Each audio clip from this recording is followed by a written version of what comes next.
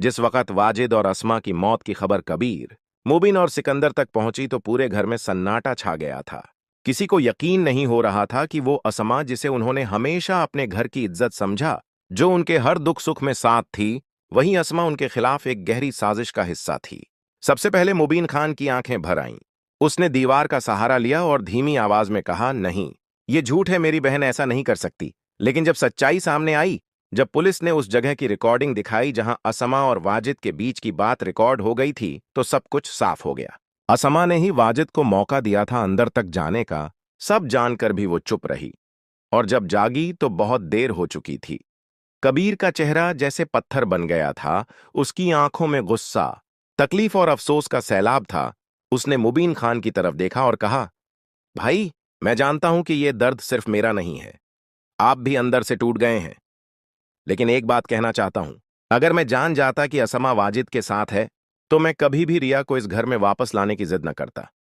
मुबीन खान ने कांपते हाथों से कबीर का कंधा थामा और कहा, बेटा, असली सजा तो मेरी बहन को मिल गई, लेकिन हमारे दिल में जो जख्म हैं, वो अब हमेशा रहेंगे। इतने में सिकंदर की आवाज आई, जो अब तक चुप खड़ा था। उसकी आंखें सुर्ख थीं और होंठ थरथरा रहे थे। उसने एकदम चिल्लाते हुए कहा, नहीं, नहीं, ये मेरी बहन नहीं थी। मेरी बहन तो वो थी जो हमारे साथ बचपन में एक निवाले में खाना खाती थी, जो हर छोटी बात पर रो पड़ती थी। क्या वही असमा इतनी बड़ी गद्दार बन गई? फिर वो जमीन पर घुटनों के बल बैठ गया और चिल्लाया, क्यों असमा, क्यों? क्या तुम्हें एक बार भी अपनी माँ बाप की परवरिश का ख्याल नहीं आया? क्या तुम्हें अपने भाई की मोहब्बत का कोई वास्ता नहीं रहा? कबीर ने सिकंदर को उठाया और सीने से लगाया और कहा, भाई, अब कुछ भी कहने का वक्त नहीं बचा। अब हम सिर्फ एक काम कर सकते हैं कि इस आग को यहीं खत्म कर दें।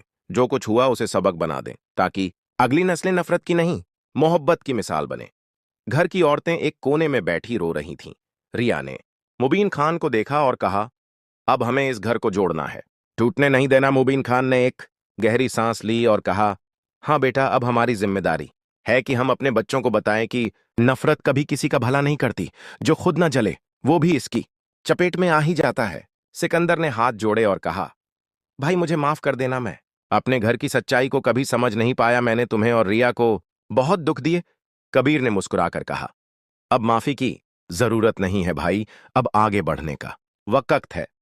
और हाँ, मैं चाहता हूं कि तुम मेरे बेटे का नाम रखो। सिकंदर की आंखों से आंसू बह निकले और उसने कबीर के बेटे का माथा चूमा और कहा, इसका नाम हम सलाम रखेंगे, जो आने वाली पीढ़ी को हमेशा याद दिलाएगा कि जब सब कुछ खत्म लग रहा था, तब भी मोहब्बत ने जीत हासिल की। पूरा घर दुआओं से गूंज उठा, लेकिन दिल के किसी कोने में एक टीस रह गई थी। वो टीस थी एक ऐसी बहन की जो गलत राह पर चल पड़ी, और एक ऐसा लड़का जिसने अपने बाप का बदला लेने की चाह में खुद को मिटा डाला। अब सवाल यह है कि क्या सिकंदर अपने जख्मों को भूल पाएगा? क्या मुबीन खान कभी फिर से अपनी बहन का नाम लेकर मुस्कुरा पाएगा? और क्या कबीर का बेटा सच में मोहब्बत का नया पैगाम बन पाएगा? आप क्या सोचते हैं?